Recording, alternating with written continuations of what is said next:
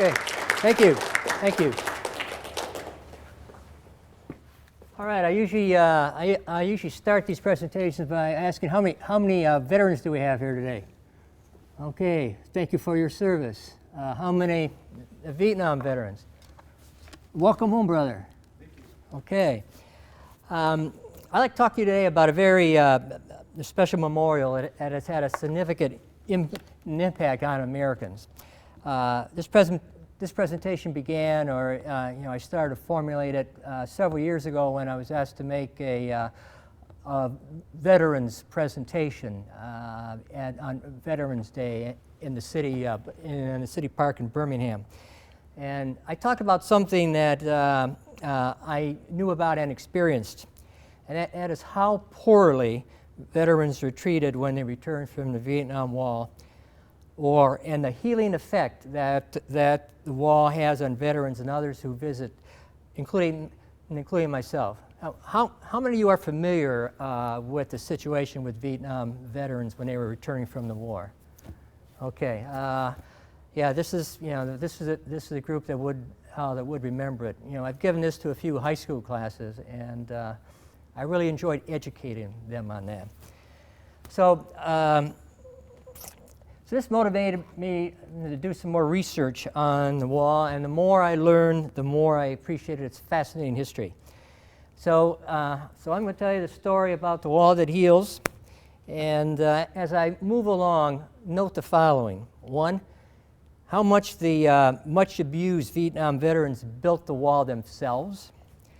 Two, like the wall was controversial. Three, the symbolism contained in the wall and the profound impact it has had and continues to have on those who visit it. Here's a short timeline of the Vietnam War and protests. It's the entire Vietnam War on one slide, so you can probably take a test after this. I'm going to summarize it, though. The first U.S. soldier killed in action was in 1959 as the U.S. began to support the South Vietnamese government in its fight against Viet Cong insurgents supported by the North. Its long length, high U.S. casualties, over 58,000 dead, and doubts about its justification led to increased opposition among the U.S. citizenry. And I showed just a few examples of that opposition in red, and it sort of accelerated as the war dragged on with no clear victory in sight. So this opposition led to U.S. peace talks with the North and a peace treaty. After Congress cut off aid to South Vietnam in 1975, the North invaded and overran the South. So this is my I was there photo. This is taken in January 1968, just before the Tet Offensive. Myself and Lieutenant Doss were young lieutenants then. Well, it's nice to be young. We were advisors to the Republic of Vietnam 33rd Ranger Battalion at a fire base west of Saigon. Let's talk a little bit about those demonstrations. This is an anti-war demonstration in 1966, and there were a lot like this. The U.S. wasn't winning the war, and the casualty count kept growing. So instead of taking it out on Congress or the president, some Americans took it out on soldiers. Soldiers at that time were either draftees or volunteers who were willing to serve their country. They went to war, they did their job, they got shot at, and many were killed or wounded because their country asked them to serve. Returning home, they were often verbally abused and spat upon. At West Coast ports of entry, when they got back from the war, they were advised by their commanding officers to quickly change into civilian clothes. Some demonstrations were hostile and insulting to Vietnam soldiers.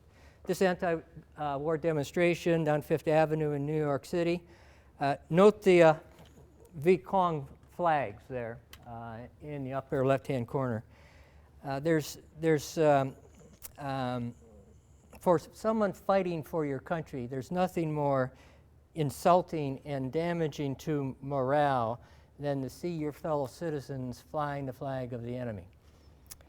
We Vietnam veterans like to say they painted the warrior with the same brush they painted the war, and it wasn't fair. I was an ROTC staff at Ohio State University. I hope you don't hold that against me. In 1969 and 1971, after returning from Vietnam, we had some serious anti-war riots then in Columbus, Ohio, May 1970. Most people really don't know about these riots because Kent State University, the situation there was going on in, approximately the same time. This was at an annual parade and review of ROTC students. The prior one was canceled because of a serious riot that was in process at the time. Now this was a near riot, and we were hope this is right. Yeah, you see we were given the one-finger salute by a lot of them. These probably all grew up to be doctors and lawyers, and we were pelted with all sorts of stuff. What do you think that is there?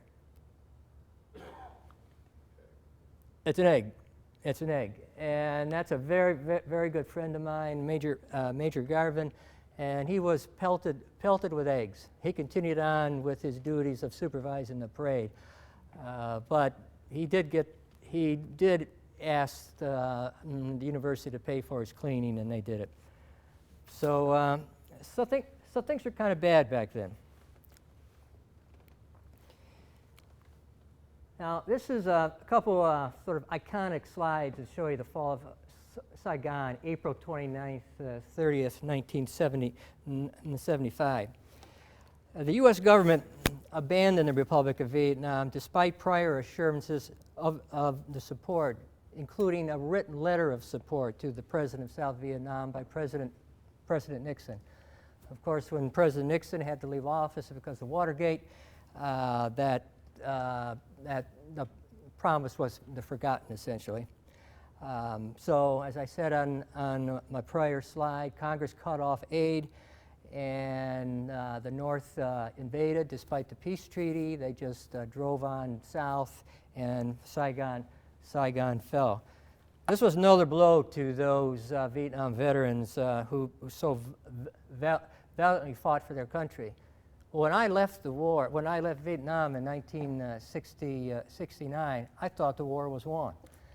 And then it just went steadily downhill as troops were withdrawn and Congress got involved. They started to listen to the protesters, and the rest is history. These are just two of my favorite slides from back then. I think a lot of you may have seen this slide. It's a helicopter evacuating South Vietnamese refugees and government workers, because of course their lives were threatened. And this is a rooftop in Saigon. It's not the U.S. Embassy like some people think. And this was another interesting photo. Any member of the South Vietnamese armed forces who was flying anything tried to fly them and their families out of the country. And the USS Oklahoma was sitting offshore. It was the flagship of the U.S. fleet at that time. And all of a sudden they look up, and there's this huge bunch of dots in the air coming towards them. It was South Vietnamese Army helicopters packed with their families and friends. But the USS Oklahoma had only one helicopter pad. So when one helicopter landed, they did the obvious thing. They pushed it overboard and welcomed the next one in. Now that's a whole story in itself about the Vietnamese fleeing the invasion from the north. I think I saw a number, hundreds of thousands of Vietnamese made it out alive during this time. So So this negative reaction by many unthoughtful Americans led to the greeting from one Vietnam veteran to another, "Welcome home, brother." We did it back then, and we still do it now. If Americans wouldn't welcome their veterans home, veterans would welcome home their brothers in arms. There was little interest in building a Vietnam memorial until Vietnam veterans themselves decided to build it. Now this is a story of patriotic and passionate veterans who fought valiantly in Vietnam and wanted to honor their brothers by building a memorial. Like the Vietnam War, however, the wall was initially controversial. The idea and plan for a Vietnam Veterans Memorial was conceived by Jan Scruggs. His picture is here, who volunteered for Vietnam as an enlisted man. He saw combat and was severely wounded. He said he was inspired by the film The Deer Hunter. Has anyone here seen The Deer Hunter? Oh, yeah, good. It's a 1978 American war drama about 3 steelworkers from Pennsylvania and their service in the Vietnam War, and it was focused on the horrors of war and the problems they encountered when they returned home. In 1979, with Robert Dubeck, Jan Scruggs formed the Vietnam Veterans Memorial Fund.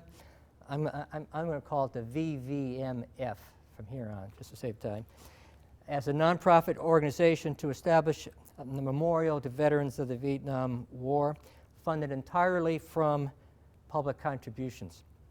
He thought it would be easy to fund the project from the public, but according to a brief Associated Press report on July 5th, 1979, however, he had raised a grand total of $144. Here are the key VVMF leaders when the organization was just getting off the ground. And from left to right and then down. Robert Dubeck was a lawyer, a former Air Force intelligence officer who had been stationed in Da Nang, Vietnam. He helped Jan incorporate the VVMF as a nonprofit and became the VVMF's executive director or second in command. Jack Wheeler to the right, West Point class of 1966, and a classmate of mine, and also a Vietnam veteran, read that article in the paper and decided this was a cause worth supporting. He volunteered to help Scruggs and became the VVMF's chairman. Jack had connection that Scruggs lacked. He had a family pedigree. A grandfather was a general in the Civil War. He had an MBA from Harvard, a law degree from Yale, and numerous well-connected friends and associates. Scruggs, Dubeck, and Wheeler are considered to be the 3 principal leaders and sort of like the founders of the effort to build the memorial. Now let me talk about that guy on the bottom. He's another classmate of mine. He also saw combat in Vietnam, Tom Hart. He was severely wounded, and he became a key volunteer for the VVMF. At one point, they had run out of money and needed $31,000 to send out fundraising letters. Carhart knew the president of a bank in Washington, D.C., a West Point grad, paid him a visit and walked out with a personal unsecured loan of $45,000 to keep the project going. Now let's go through some of the key early non-Vietnam vet supporters. The VVMF worked real hard in bringing well-connected supporters to join the cause. In the upper left, we have Senator John Warner and his wife. Does anyone recognize his wife? Elizabeth Taylor. Oh, yes. John Warner was a Navy World War II veteran. He was a wealthy U.S. Senator from Virginia. James Webb, over in the upper right, Vietnam veteran, lawyer, author of the bestseller Fields of Fire, and numerous other books. He is a well-published author. He was later Secretary of the Navy and U.S. Senator from Virginia, later U.S. Senator from Virginia. Charles Mathias in the lower left, Navy World War II veteran, U.S. Senator from Maryland. And Ross Perot, everyone recognizes him, of course, 1953 Naval Academy grad, U.S. Navy veteran, founder and CEO of EDS. With Scruggs as president and Wheeler and chairman, the VVMF made slow but steady progress. In response to intense lobbying efforts by the VVMF and their friends, which I just took you through, on July 1st, 1980, Congress authorized 3 acres near the Lincoln Memorial for the Vietnam Memorial to be managed by the National Park Service. How many of you here have been to the wall? Oh, great, great. I love to see those hands. But this was a prime piece of Washington real estate, and it was a long, drawn-out battle with Congress to get those precious 3 acres authorized. And you see why it's prime territory here. Here's the White House, the Ellipse, the Washington Monument, the World War II Memorial, the Lincoln Memorial, and here's the Vietnam Veterans Memorial in what's called Constitution Gardens. So they had a site. Now they needed a design, and they did something that was rare for public monuments such as this. They announced a public design competition.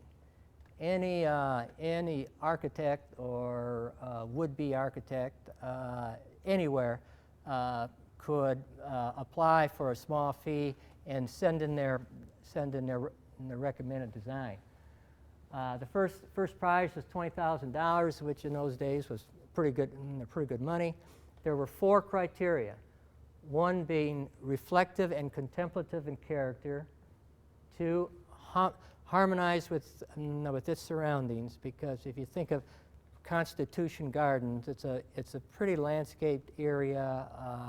It's quiet, peaceful, and whatever the monument was going to be, it had to harmonize with that.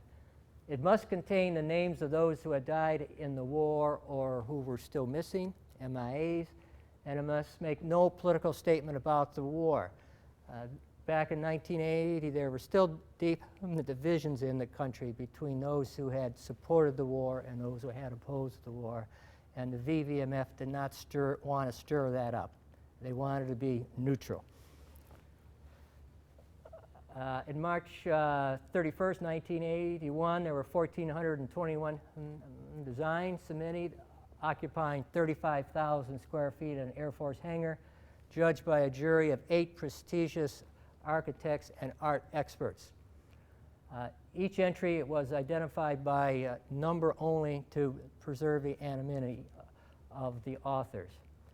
By the way, one of the people who submitted a design was Tom Carhart, who knew absolutely nothing about art, nothing about the sculptures, and so he went to the library and he got a book called Anyone Can Sculpt, and he really did submit a pretty good model.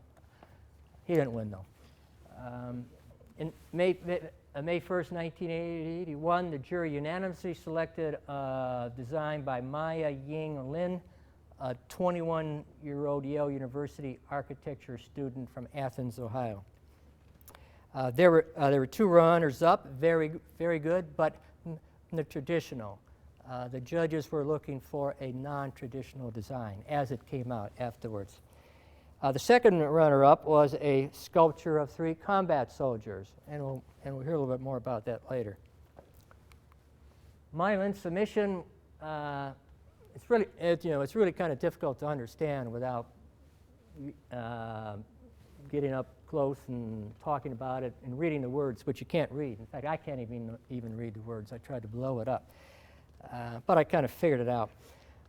Maya Lin had sketched this design previously for a class in funeral architecture, and she got a B. It wasn't the traditional Washington, D.C. monument with statues and classical designs. There wasn't even an American flag. It consisted of a graceful V-shaped design with walls of polished black granite set into an embankment. The walls were highest in the center and then sloped towards the Lincoln Memorial at one end and the Washington Monument at the other end. I actually had to ask someone involved in this what that was. It's the Washington Monument, of course. And the impression that Maya Lin wanted to give here that the walls were extending into infinity. The names of all service personnel killed and missing in action would be listed in order of death, which was controversial in itself because people said, well, how are you going to find names if they're in chronological order and not alphabetical order? But they worked it out. Said Lin, these names, seemingly infinite in number, convey the sense of overwhelming numbers while unifying these individuals into a whole. So that was her basic thing. This, the judges in the VVMF said they really couldn't take that prior slide to the public and say this is your new design. So they quickly put together this model, the scale model. The artist Maya Lin was a Chinese American born and raised in Athens, Ohio. She was described as American as apple pie, yet her Asian background and lack of any military service and lack of a real in-depth knowledge of the Vietnam War were later used to criticize her. Some even called her a communist. Now I've looked at various ways to summarize the huge fight that erupted once the design was made in the public, and the best way I could do it is just summarize it on the slide. So excuse this wordy slide.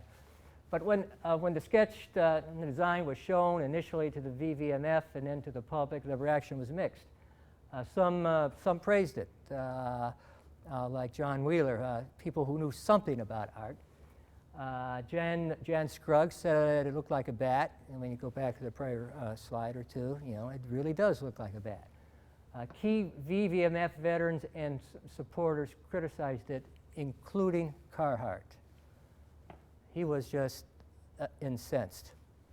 Despite the lukewarm reception, Scruggs and Wheeler thought they had no choice but to support the design. The design easily received approval by the two bodies in Washington, D.C. who had to approve all of the monuments on the public grounds, and these were the D.C. Fine Arts Commission and the National Capital Planning Commission. Unfortunately, opposition to the design intensified. Ross Perot to Scruggs, you've made a big mistake. And this was something for New York intellectuals. I think we just heard something about New York lately. But James Webb, I've never in my wildest dreams imagined such a nihilistic slab of stone. I had to look up the definition of nihilistic. Tom Carhart, he actually went before the D.C. Fine Arts Committee dressed his uniform with wearing his medals and made a long impassioned speech against the memorial, ending it up with, it's a black gash of shame and sorrow. But the D.C. Fine Arts Committee, to their credit, continued, approved it, or did not change their approval of the project. Secretary of the Interior James Watt refused to issue a building permit. However, there was a compromise in January 1982 at the invitation of Senator John Warner. The two sides met in an attempt to work out a compromise. The VVMF and its supporters were on one side of the room. The opponents were on the other side of the room. They were kind of yelling and screaming and shaking their fists at each other. After some shouting, retired General John Davidson, who had a high command in Vietnam a couple years earlier, and respected by all sides, and suggested a compromise based on a common thread, respect for the common soldier. And he said, "Why don't we add a statue?" Everyone liked the idea. Tom Carhart added, if you're going to give us a statue, you've got to let's have an American flag. All agreed to the compromise. Reluctantly, Watt lifted the stop order in March 1982. In spite of the negative public comments that continued, especially from Carhart and Perot, the VVMF showed remarkable courage and dedication to its mission and soldiered on. So the daring, innovative, and controversial design moved forward. The American public voted with its heart and its wallet. Over $8 million was eventually raised, and the memorial was unstoppable. Now, I've read books about this, and there's whole chapters devoted to this one slide, so you're really getting the story here. On November 13th, 1982, the Vietnam Veterans Memorial was dedicated with music, prayers, a color guard, and over 150,000 people attending, including thousands of Vietnam veterans. Senator Mathias, Senator Warner, and Jan Scruggs were the main speakers. Jack Wheeler also spoke, and I sort of like this. His comment was brief.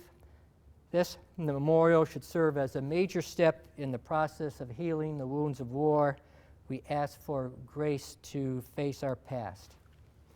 I've got another photo of the dedication of the wall. The people were sort of blocked off. You see it on this slide here. They weren't allowed to approach the wall. They were just keeping a safe distance for safety purposes. But when Jan Scruggs announced that the wall was officially open, the barriers were taken down, and thousands rushed in to begin to look for, touch, and recognize their loved ones. And I wasn't there at the time. I wish I had been, but what I'm told, it was an emotional moment for all that were there. Okay, let's go into the final touches to the memorial. As a result of the compromise, the three servicemen statue by Frederick Hart, who finished third in the competition, remember I mentioned that, and an American flag were dedicated November 11th, 1984. The middleman, this again is part of the symbolism I said that you'll see throughout the discussion of the wall, and there's a lot of symbolism here. The middleman is clothed in typical Marine garb and is flanked by two men wearing U.S. Army uniforms, and wanting to portray the variations of the ethnic groups who fought in the war. Hart created the soldiers with different ethnic backgrounds in mind. The middleman is Caucasian, the man on the right is African American, and the man on the left is Hispanic. Opponents of the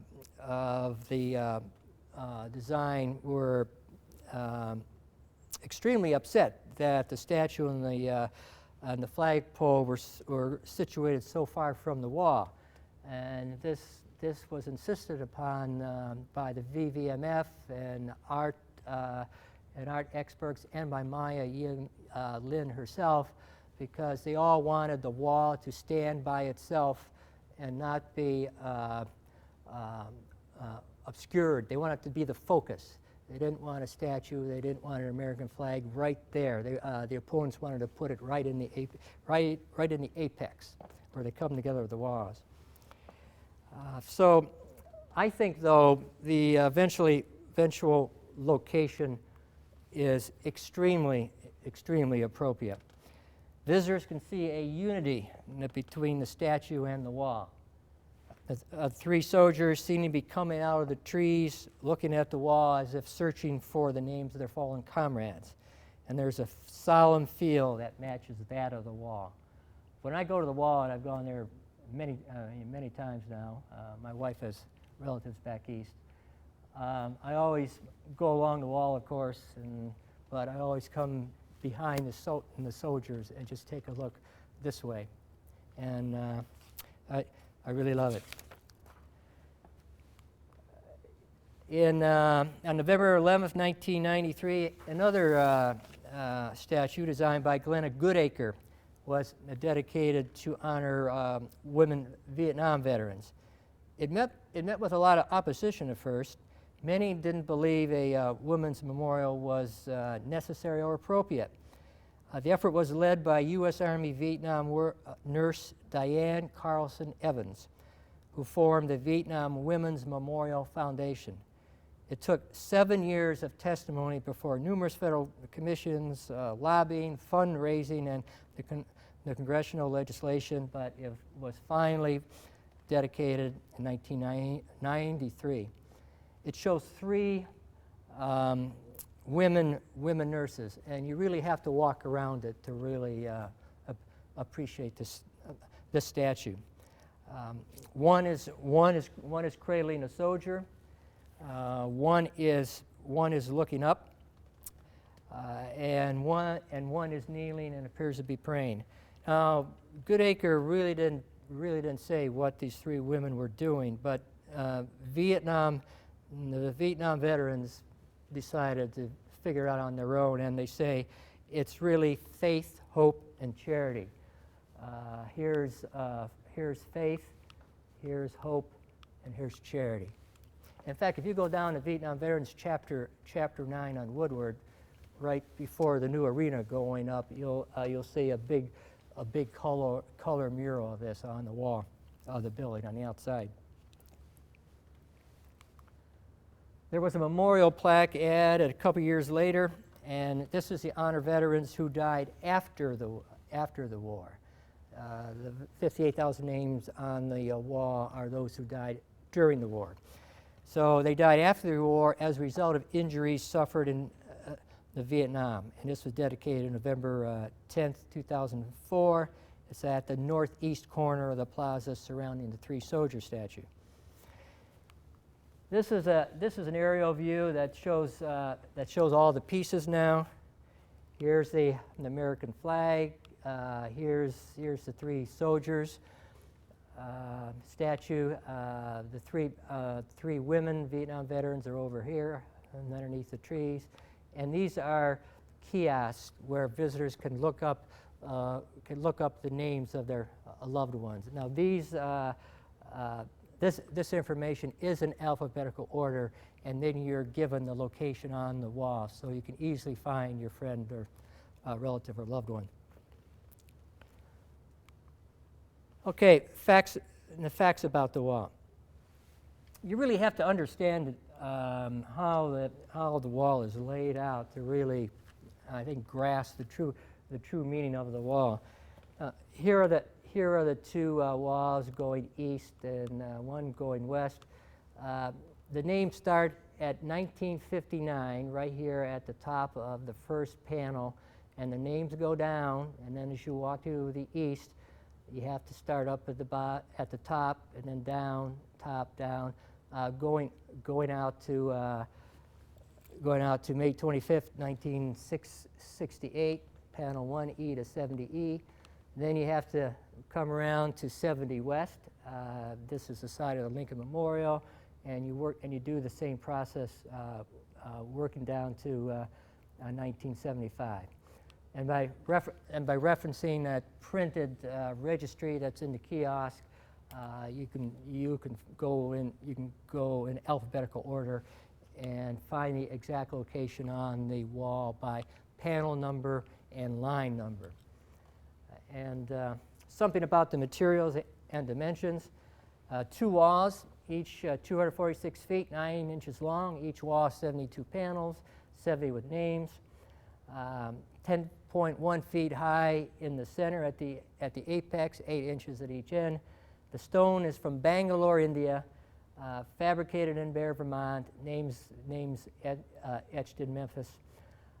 You may ask, why did we bring in the granite from Bangalore, India? Well, it had to be black granite, according to Mylan's design, and it had to be extremely hard, so the etched names can withstand weathering, and also so it could be polished to a high sheen, because part of Lynn's concept was for visitors to see their reflection in the wall. Here's a Vietnam veteran who wandered in, and I asked him to mark the apex here. And you see here is 1975 and 1959. The apex is very important symbolically.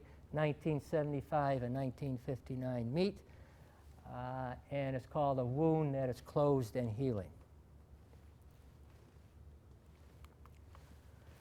I thought I'd take a photo. This is an actual photo which I cropped of the first and last names on the wall.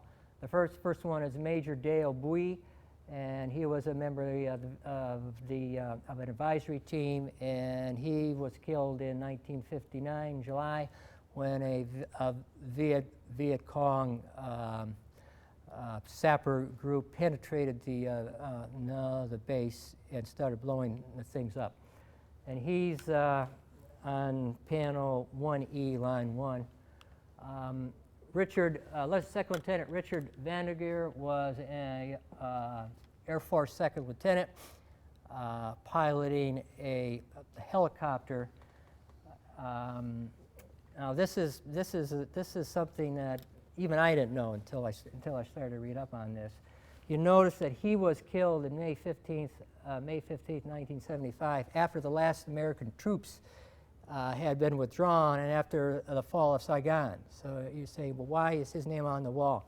Well, he was engaged in the operation to rescue the SS Mayagays. Does anyone remember that? SS Mayagays. Okay, one of you do.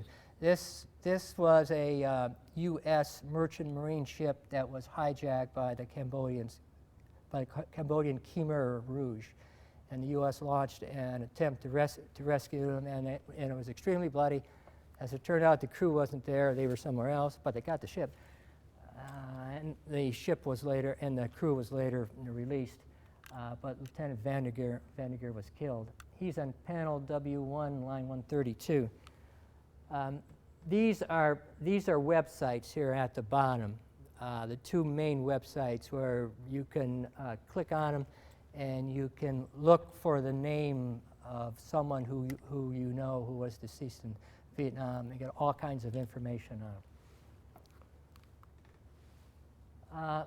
I was looking for a classmate of mine, Hugh McGibbon, because an internet source I had initially looked at didn't have his name, and I knew he died, so I had to find him, and I did.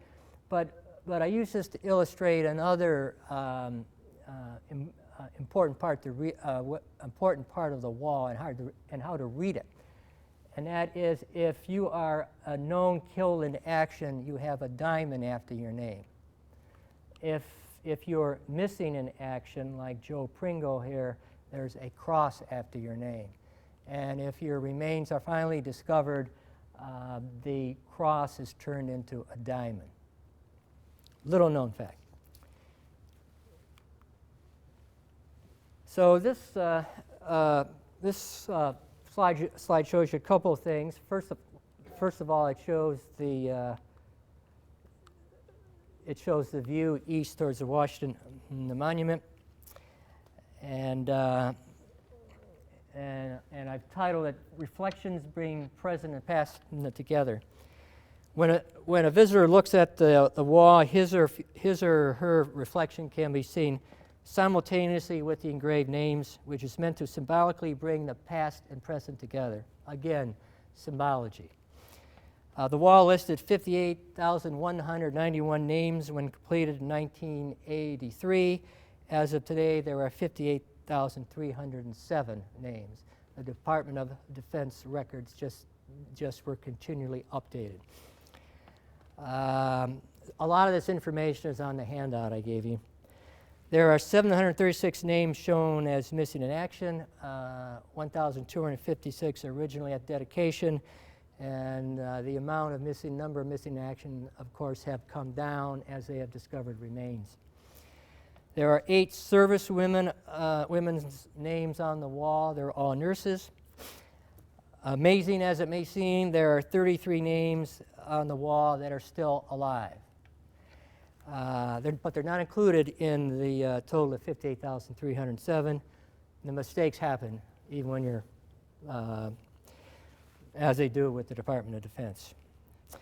There was a pathway along the wall where visitors walk, read the names, make a pencil rubbing, leave something, or pray.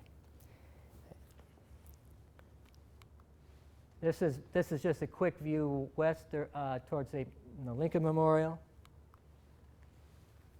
And this is I like this. This is one of my favorite photos of the wall. And this gentleman here, I think, was obviously out running in the morning, and the sun is rising, the sprinklers are on, and he had the whole wall all to himself on this particular morning. The wall soon became one of the most popular memorials in Washington, D.C., receiving well over 3 million visitors each year. In 2007, it was ranked number 10 on the list of America's favorite architecture by the American Institute of Architects. Why is it so popular? There are many answers, but says Maya Lin, who maybe you should know, the Vietnam Memorial is a place where something happens within the viewer. And the following slides are about viewers, and we can only guess what is happening within them. This is one of the favorite activities that go on at the wall, and it's making an imprint of a loved one. The mementos left at the wall. This was an early phenomenon that really didn't occur at the other memorials in the Washington, D.C. area. But it's been going on from the start, and it's going on now. Visitors leave flowers, military medals, personal notes, teddy bears, combat boots, a trumpet, drawings, messages left by children who never knew the soldiers. The first memento, though, was a Purple Heart tossed into the cement foundation as it was being poured. The veteran who was dressed in his uniform saluted, did an about face, and departed, and they still don't know who he was, but there's a Purple Heart in the foundation there. Just to give you an idea of the mementos that are left, liquor and 6 packs of beer were a favorite. For some reason, Vietnam soldiers liked Budweiser, and they liked Jack Daniel's Black. Maybe not because they were drinking it at the time, but because it reminded them about home. Here's a pair of combat boots with a Purple Heart, probably left by a military friend or comrade who actually served with him in Vietnam. War trophies. I've got to read this on my blown up version of that because I can't read it from here. This was written by a son of a Vietnam veteran deceased. Taken from a North Vietnamese soldier during the battle on Hill 875, November 19th through November 23rd, 1967. My father asked me to leave it at the wall for a reason known only to him. The description of this battle is simply hell on earth. I hope by leaving this at this great memorial gives Dad some peace. Thank you, vets. It's because of you we are free. By the way, this is Jan Scruggs, one of his favorite photos. He actually sent it to me.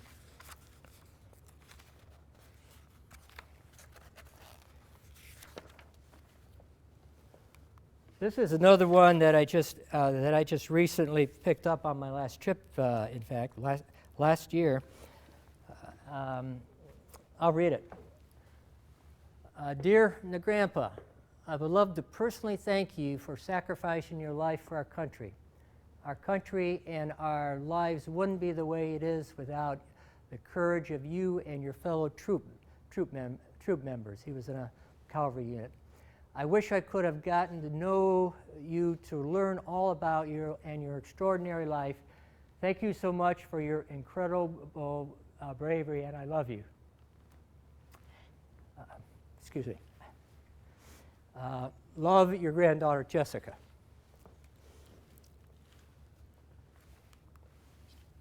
Here's a picture of park ranger preserving artifacts. Over 400,000 artifacts have been saved by the National Park Service catalog and served and stored in its storage facility in Maryland. You can see some of those in the current exhibit on the wall, like the photo of the liquor and the beer.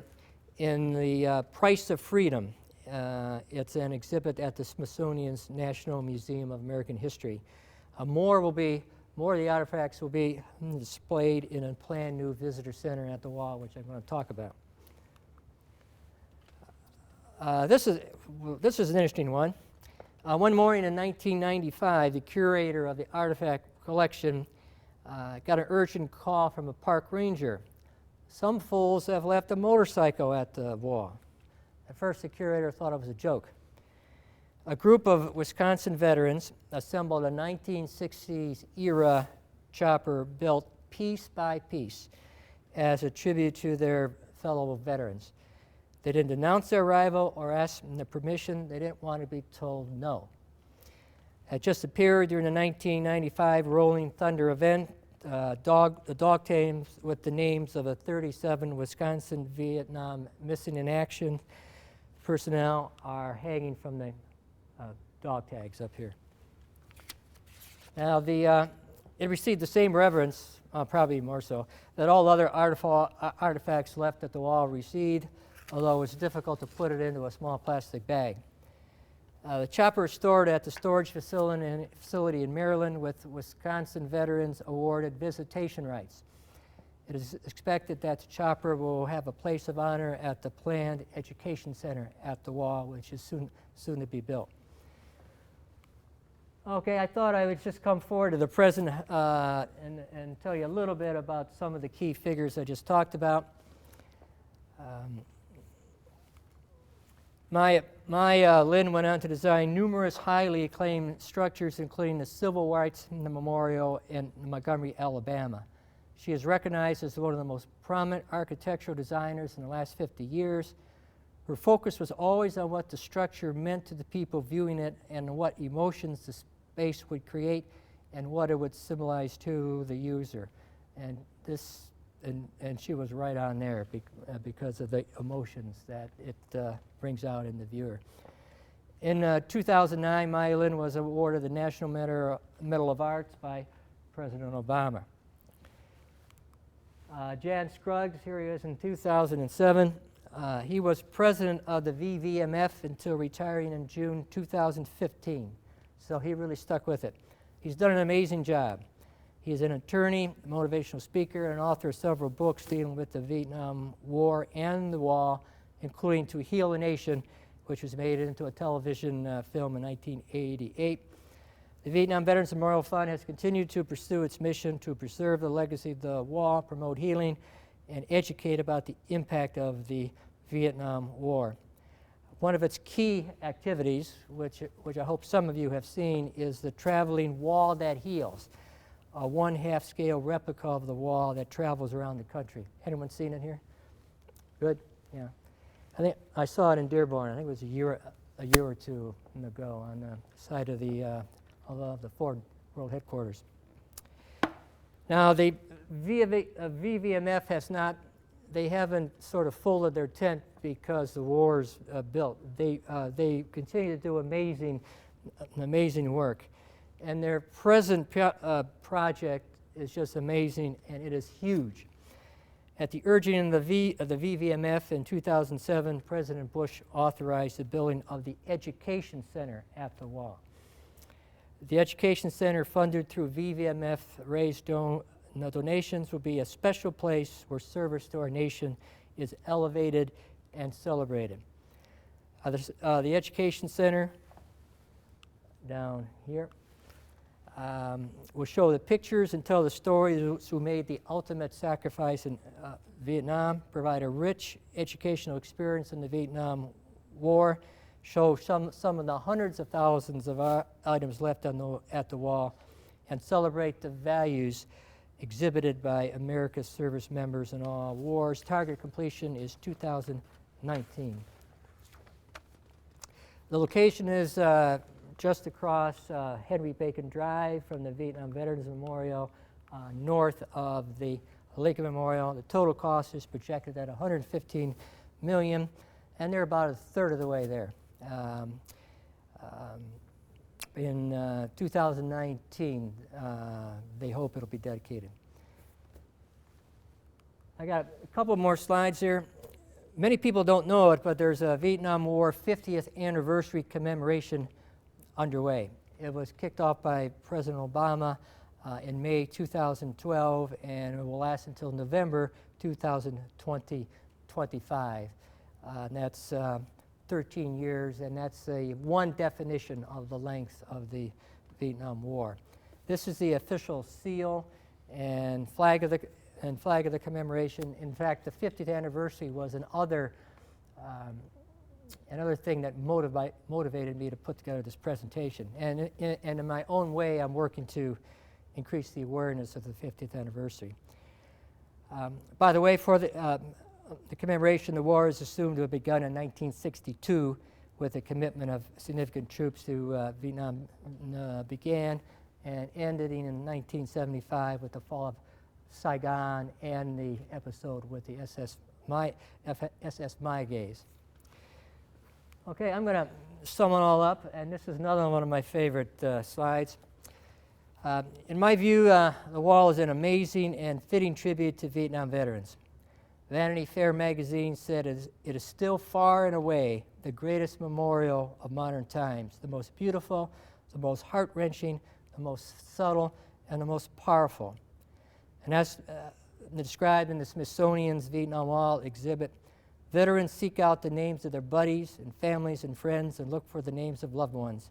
They mourn, remember, and come to terms. Others not searching for a name find a sense of enormity of the sacrifices made in Vietnam. Now, attitudes towards veterans have changed today compared with the Vietnam years and immediately afterwards, and I think it's because of the war.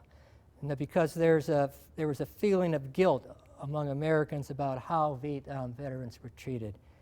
And today there's much more outward appreciation for all American veterans, and I think it's because of the war. One more slide, and I want to make this a little more personal.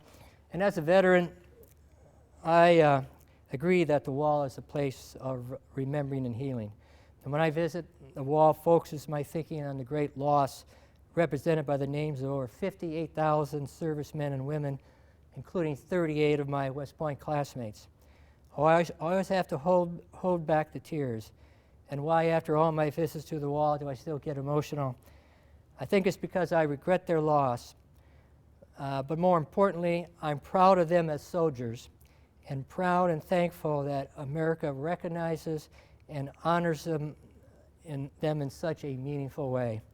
So thank you very much for being here, and I'll entertain any questions.